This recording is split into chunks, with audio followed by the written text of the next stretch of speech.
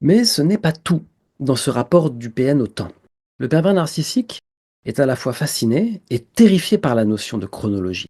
Pourquoi? On en a déjà un peu parlé, mais c'est parce que la chronologie, c'est l'enchaînement des faits.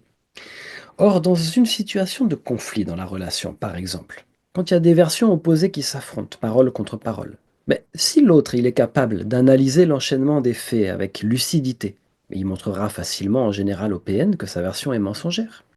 Vous comprenez pourquoi il ne peut pas adhérer à la notion de chronologie, à la notion d'enchaînement des faits? Il ne peut pas, il ne veut pas. Il le fera que quand ça change rien à sa vie. Mais dès qu'il y aura un conflit avec ce qu'il veut, il ne pourra pas maîtriser une chronologie.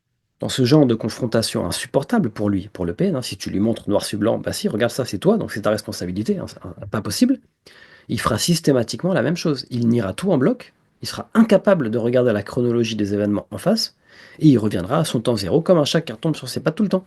C'est cité. Le moment où il se sera senti blessé, ce qui arrive un peu constamment, puisqu'il se prend tellement supérieur qu'en fait, le moindre truc, c'est quoi? Vous osez me... Ouais. Eh bien, au moment où il se sentira blessé, le PN, il reviendra au temps zéro de son statut de victime. Parce que c'est quand même une grande victime devant l'Éternel, le pervers narcissique. Vu qu'il ne peut pas être le bourreau dans son récit, il est forcément à chaque fois la victime des situations.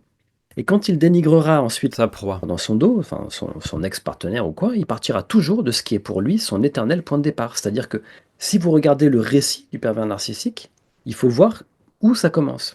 Sa version des choses commencera toujours au moment où lui se sera senti attaqué, humilié ou mis en difficulté. Il dira, regardez, il m'a fait ça, il a été méchant.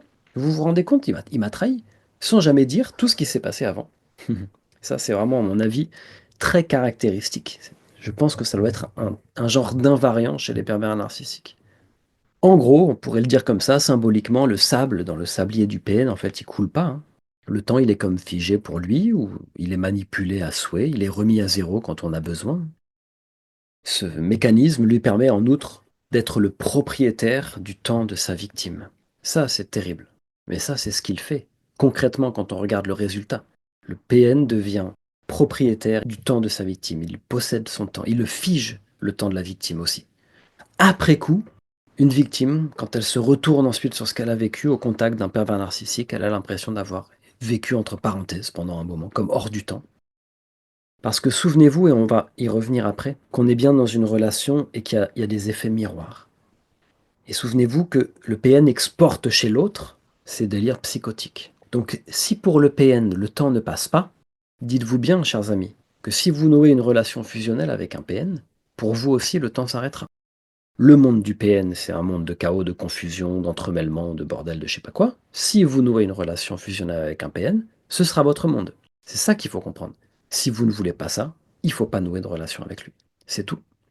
Pour que sa victime n'ait jamais le temps de structurer logiquement son emploi du temps, d'anticiper intelligemment l'avenir, ni de remettre en question la façon de faire incohérente et inacceptable du PN, pour que la victime n'ait jamais le temps de structurer sa pensée, juste de réfléchir, eh bien le PN il instaure un perpétuel état d'urgence. Au sein de la relation, tout doit toujours être fait un peu dans le stress, dans une insouciance et dans une légèreté aux conséquences complètement désastreuses, dans une impréparation totale, super, quelle jouissance que tout soit chaotique et impréparé, et dans une précipitation constante, quoi.